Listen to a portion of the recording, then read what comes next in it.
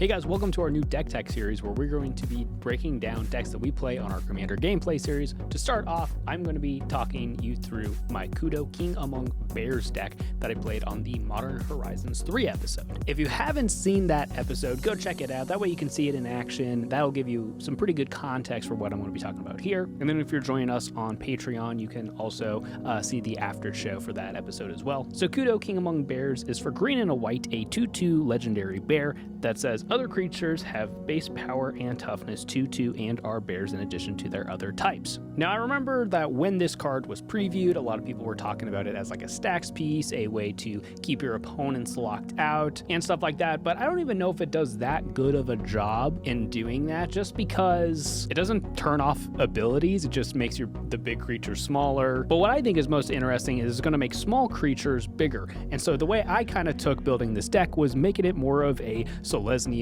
sort of aggro deck, but really just a lot of low cost creatures and hopefully going to smack face with them. So we have a lot of low mana creatures that are going to be helping us reach that goal. We have some like 2 mana creatures that are 1/1s that draw us cards like Elvish Visionary and Spirited Companions. There's quite a few cards like this in the deck that are just going to help us keep the ball rolling. And then we also have some creatures that just have static abilities that are going to give us value along the way, such as Thalia Heretic Cathar, which is going to tap down our creatures and non-basic lands from our opponents. It's also a first striker, which is pretty good when every creature is going to be a 2/2. The first strike will matter quite a bit. And then we have cards like Suture Priest, which says whenever we have a creature enter, we gain a life. And then whenever an opponent has a creature enter, they can lose a life. One of my favorite creatures in the deck is Kudo's wife. This is Iula, Queen Among Bears, for 1 and a green, a 2/2, that whenever another bear enters the battlefield under your control, you choose one, put 2 counters on a bear, or you have a target bear you control fight another bear you don't control. She's from the first Modern Horizons set, and they just go really well together because all your creatures are going to be bears, so you're going to be able to put counters on any of your bears or have any of your bears fight the other creatures from your opponents, which is, one, it's going to be removal, but it's also a good way to get around the fact that every creature on the battlefield is going to be a 2/2. And then because this deck is so creature heavy, we want to make sure that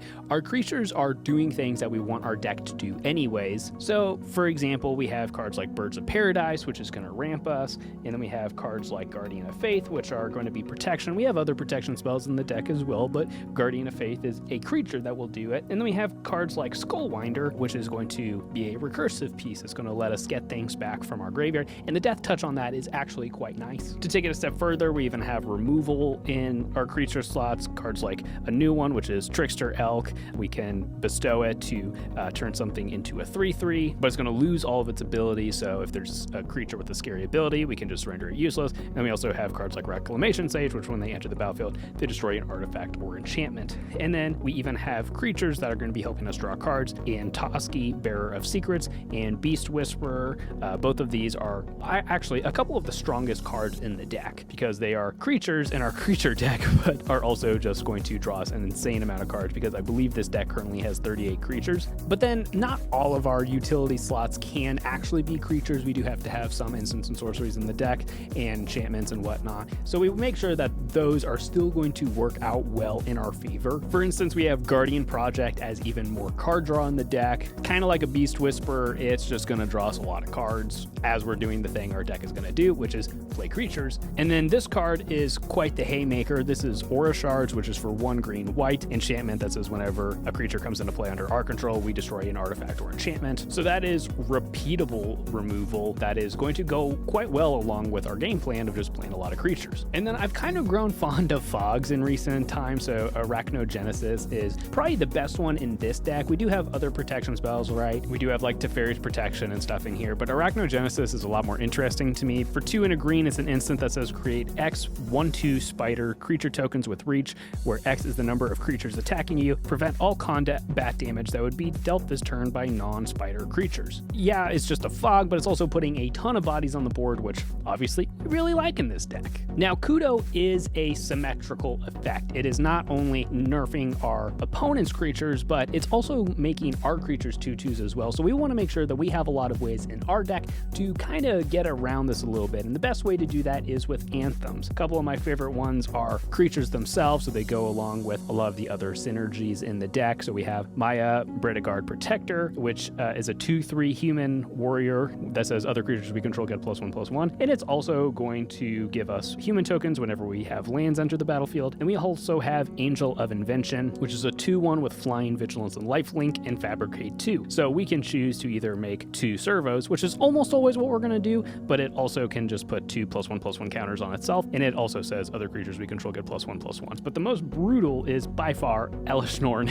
Grand Cenobite. This is kind of the Staxy part of the deck, if there is one. Our creatures get +2/+2, and our opponent's creatures get -2/-2, which with Kudo in the board means that we have 4/4s, while our opponents, their creatures all are going to die unless they also have anthems or also have +1/+1 synergies. But not all of our buffing effects are creatures. We also have Always Watching and Wedding Announcement. Always Watching is going to give our non-token creatures also have Vigilance, which means we can be smack and face and then still have defenses up. And then Wedding Announcement is an anthem on the backside, but before you get there, it's going to be making tokens and or drawing new cards. So those are pretty nice. Mirari's Wake is also kind of an old school classic for 3, a green, and a white. Other creatures we control get +1/+1. And whenever we tap a land for mana, we add an additional mana of any type that land could produce. So it is ramp while also an anthem effect. There is also Cathar's Crusade in this deck, which is for 3 white, an enchantment that says whenever a creature enters the battlefield under our control, we put a +1/+1 counter on each of our creatures. Now, this is obviously very, very powerful because it's not only when we cast our creatures, it's also when we have tokens. We do have a handful of token synergies in this deck, and I think if I was playing this deck online, I wouldn't mind this card so much, but playing this in paper is actually quite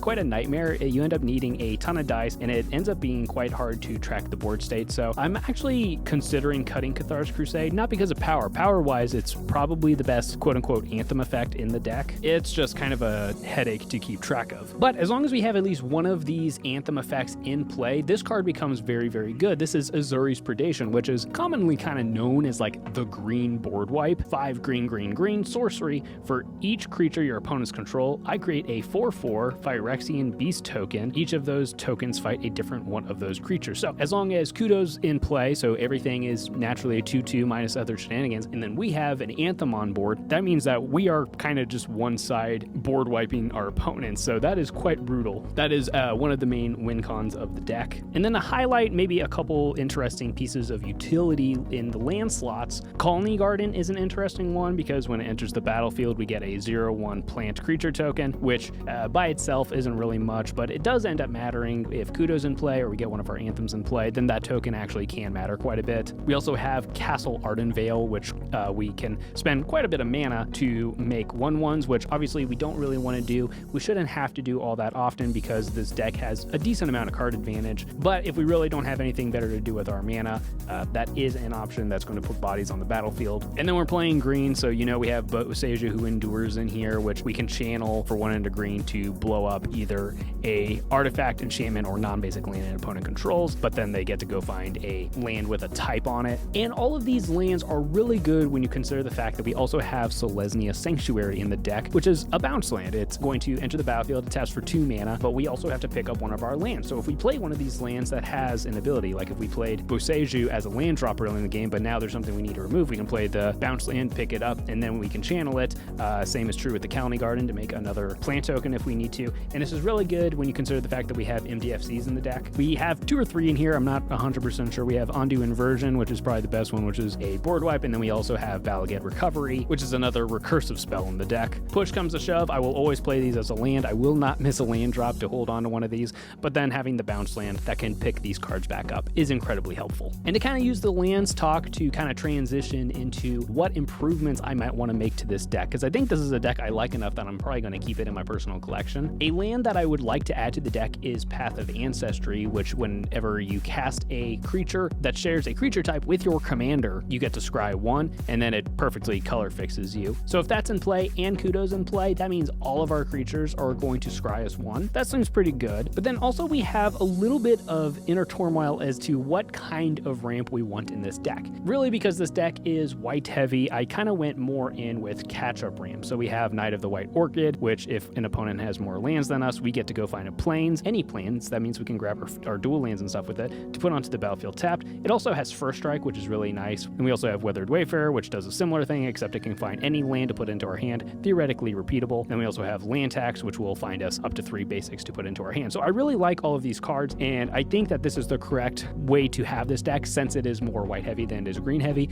I also have 2 creature decks. This one's kind of my small creature deck, and my other deck is kind of my big mana, big scary creature deck. So keeping those decks separate is probably the best way to do it. The reason that is awkward though is I also have cards like Lifebrood Hydra, Hooded Hydra, and Hangerback Walker. These are really cool because they're 0/0s on their base, but Kudo is going to make them 2/2s, but then also any extra mana we pump into them will make them even bigger, and then whenever they die, they are going to give us something back. Lifebrood Hydra will give us life and cards, and then Hooded Hydra and Hangerback Walker are going to give us tokens. So I really like these cards in this deck, but they kind of work awkward with catch-up ramp. I think these are better suited that if I went with more green cards for the ramp, playing more Rampant Growth, Nature's Lore, Cultivate, stuff like that. And there definitely is a version of this deck that could run that way because you have cards like Farhaven Elf or Wood Elves and stuff like that, so creatures that are going to enter the battlefield and put a land from your deck onto the battlefield. So there is a way to do that. I don't know if I'm for sure going to do that or not though, because I like kind of leaning more into the white weenie aspect of this deck. So I'm not sure where exactly to make those adjustments, but that is something I am thinking about in the back of my mind. But anyways, that's a little bit of an overview for my Kudo King Among Bears deck. You can find the full deck list for it in the description of this video. Let me know if you have recommendations for me in the comments. And again, if you want to see this deck in action, check out the gameplay video we did where I got to take this deck for a spin. And the other guys who were in that episode are also going to be doing deck techs for the decks that they played on the series. So make sure you subscribe so you see those when they come out. Hope you enjoy this. We will be doing a lot more of these. Expect these every week or so, maybe a little slightly more often than that, who knows. But yeah, hope you enjoyed. We will see you guys later. Bye.